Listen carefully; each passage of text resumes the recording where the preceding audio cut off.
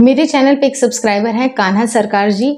इन भाई साहब का एक सवाल है कि मेरा बच्चा फार्मूला मिल्क पीता है और फिर भी उसको झागदार पॉटी आती है। तो शायद आपने झागदार पॉटी वाली वीडियो को कंप्लीट नहीं देखा है, नहीं तो आपका ये सवाल नहीं होता। मैंने आपको बताया था कि झागदार जो पॉटी होती है वो माँ के दूध की भी वजह से होती है, बच्चा अगर फार्मूला फीडिंग भी कर रहा है उसकी भी वजह से होती है, और अगर बच्चा मिल्क के ऊपर डिपेंड नहीं है तब भी उसको झागदार पॉटी आती है। यानी कि तीनों ही स्टेजेस मैंने डिस्क्राइब किए थे, लेकिन आज पर्टिकुलरली उनके ही सवाल को यहाँ पर लेने वाली हूँ। कान्हा सरकार जी, आप ये जरूर देखिएगा कि मैं फार्मूला फीडिंग के ऊपर क्या बातें बताने वाली हूँ और ये कैसे आप इसको रेक्टिफाई कर सकते हैं। वीडियो काफी इन्फॉर्मेटिव है, प्लीज शुरू से लेकर लास्ट तक जरूर देखिएगा। नमस्कार दोस्तों, मेरा नाम हर्षिता वर्मा है और आपका मेरे channel twins my world baby care पे बहुत बहुत स्वागत है। अगर आपका बच्चा फार्मूला फीडिंग के ऊपर पूरी तरह से निर्भर है तो सबसे पहले आपको बच्चे की क्लीनलीनेस के ऊपर आपको ध्यान देनी चाहिए कि आप जब भी बच्चे को फीडिंग बना करके दे रहे हैं तो मिल्क की क्वालिटी कैसी है, क्या वो बिल्कुल सही है, शुद्ध है। दूध की शुद्धता के ऊपर आपको ध्यान देनी है। कई बार हमारे बॉटल्स बहुत गंदे होते हैं। बॉटल्स अगर हम यूज़ कर रहे हैं तो निप्पल की साफ़ सफाई नहीं होती है, बॉटल्स की साफ़ सफाई नहीं होती है और अच्छी तरह से उसको स्टीम भी नहीं किया जाता है। क्योंकि अगर आप प्रॉपरली तरीके से अगर उसको स्टीम करिएगा तो आधी से ज़्यादा प्रॉब्लम वहीं पर ख़त्म हो जाएगी। अगर आपने ये सारी चीज़ें कंप्लीट कर ली तो दूसरी चीज़ ये आती है कि बच्चे को जब अगर आप मिल्क पाउडर बना करके दे रहे हैं तो इसकी एक फिक्स्ड क्वांटिटी होती है कि आपको 30 ml पे एक स्कूप देना होता है। यानी कि 30 ml जो अगर आप पानी का इस्तेमाल कर रहे हैं उसमें आपको एक स्कूप आपको मिल्क का देना होता है। लेकिन जल्दबाजी में हम क्या करते हैं कि अच्छे से 1 चम्मच उठाते हैं, लेकिन 1 चम्मच में ये ऊपर भी उठा हुआ रहता है। मतलब ज़्यादा मिल्क पाउडर अगर हमने इस्तेमाल कर दिया तो इससे होता क्या है कि लैक्टोज की मात्रा आपने अपने बच्चे के मिल्क में ज़्यादा दे दी। लेकिन ऐसे केस में आपको क्या करना है कि आपको 1 स्कूप लेना है, 1 चम्मच आपको लेना है, उसको बराबर फिंगर से एकदम उसको बराबर कर दीजिए, बराबर बिल्कुल बराबर हो, उसको आपको 30 ml में मिलाना है।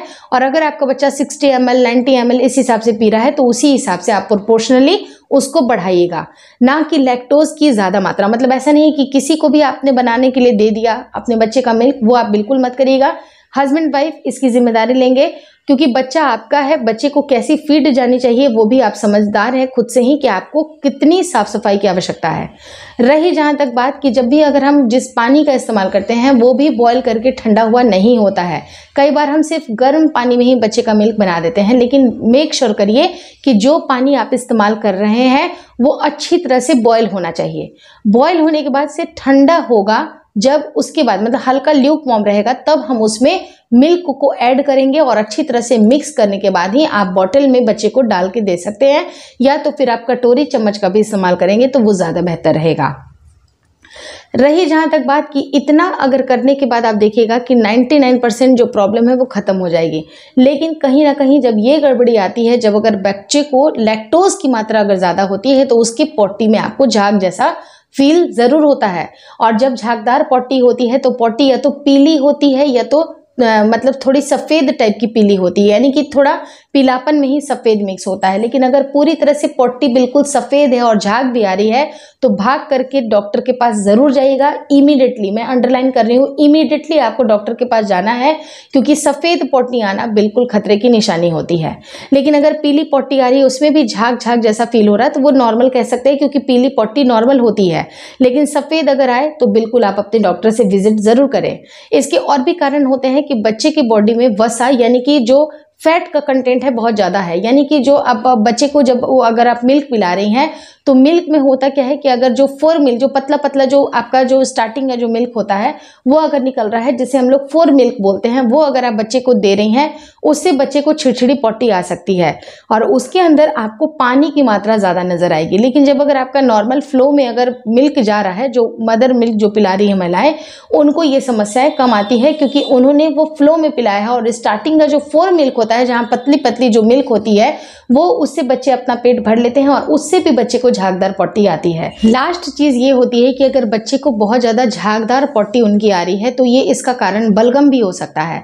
अगर बच्चे को सर्दी होती है, बार बार शरीर में कफ जमता है, गले में खराश होती है, कफ रहता है, तो ऐसे केस में बच्चा मुंह से कफ नहीं निकाल के बल्कि पॉटी के थ्रू ये कफ निकालता है और कफ की भी वजह से आपको झागदार पॉटी दिखाई दे रही है, जिसके अंदर थोड़ी सी चिपचिपेपन भी आपको दिखाई दे सकता सकते हैं, जो कि क्लियर कट आपके बलगम की निशानी होती है।